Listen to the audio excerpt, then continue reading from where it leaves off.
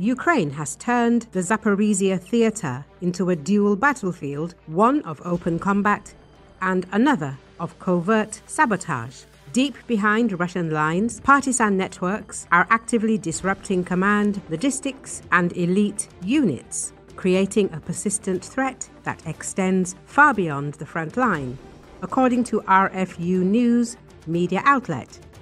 It is noted that by targeting headquarters, depots, and key personnel, these operations force Russian commanders to constantly adjust plans, divert resources, and redeploy troops defensively. Local intelligence and support networks multiply the impact of small teams, enabling strikes that far exceed their size. The psychological effect of these actions, coupled with tangible losses of officers and equipment, slows Russian operational tempo and undermines confidence across the occupied region. As conventional Ukrainian forces engage at the line, partisans ensure that Russia cannot consolidate gains or reinforce positions without significant risk. RFU News says, recently, partisans from the Atesh resistance movement have blown up railway tracks leading to an aircraft plant producing missiles and drones in Smolensk, Russia. Our agents blew up the railway tracks in Smolensk, leading to an aircraft plant. This plant manufactures Kh-59 missiles for the Russian Defense Ministry, Atesh said. Atesh stated that they have confirmation that missile logistics have been disrupted.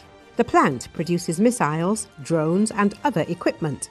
Furthermore, Ukraine was behind a recent operation that disrupted railway traffic in Russia and killed 3 members of the Russian National Guard. A source in Ukraine's military intelligence, HUR, told, these railway lines are critical supply routes for Russian forces operating in the Kharkiv and Sumy directions, the source said.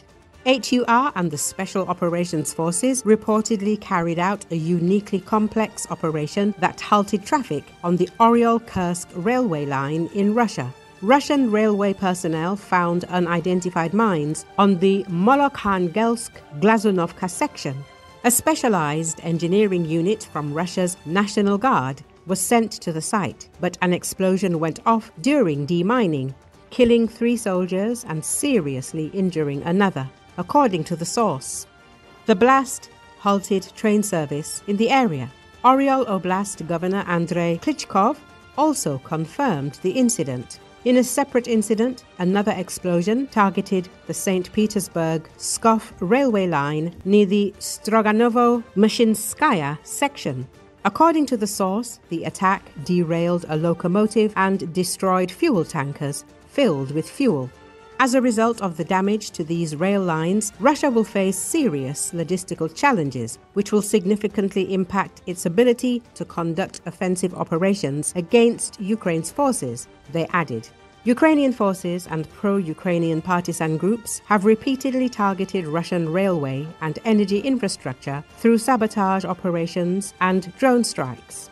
These operations aim to degrade Russia's logistical capabilities and ability to supply the military with fuel materials, ammunition, and personnel.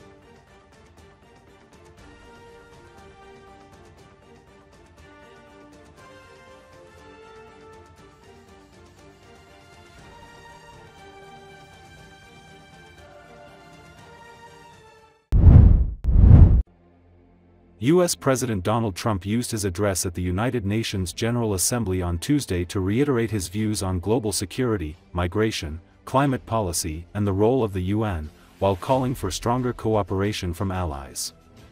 Just 8 months into my administration, we are the hottest country anywhere in the world, and there is no other country even close, Trump said.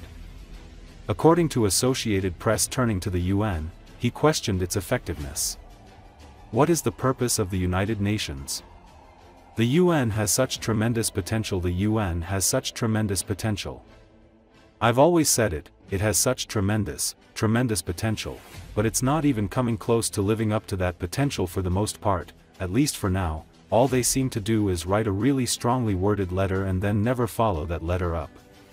It's empty words, and empty words don't solve wars. On global threats, Trump warned against nuclear proliferation. There is no more serious danger to our planet today than the most powerful and destructive weapons ever devised by man, of which the United States, as you know, has many, he said. He pledged to block Iran from acquiring nuclear arms, calling it the world's #1 sponsor of terror. The US president also said he remained focused on efforts to end the war in Gaza. Unfortunately, Hamas has repeatedly rejected reasonable offers to make peace. We can't forget October 7th, he said, warning that recognizing a Palestinian state without conditions would be a reward for these horrible atrocities. He urged a united message: release the hostages now, just release the hostages. On Ukraine, Trump proposed new economic pressure if Russia refuses to negotiate. In the event that Russia is not ready to make a deal to end the war, then the United States is fully prepared to impose a very strong round of powerful tariffs, which would stop the bloodshed, I believe, very quickly.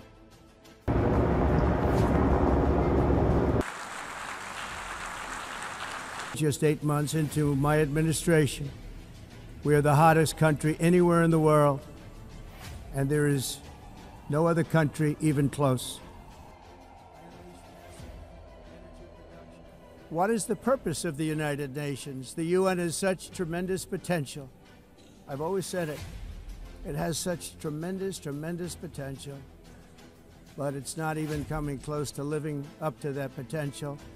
For the most part, at least for now, all they seem to do is write a really strongly worded letter and then never follow that letter up. It's empty words, and empty words don't solve war. There is no more serious danger to our planet today than the most powerful and destructive weapons ever devised by man, of which the United States, as you know, has many. Just as I did in my first term, I've made containing these threats a top priority, starting with the nation of Iran. My position is very simple. The world's #1 sponsor of terror can never be allowed to possess the most dangerous weapon.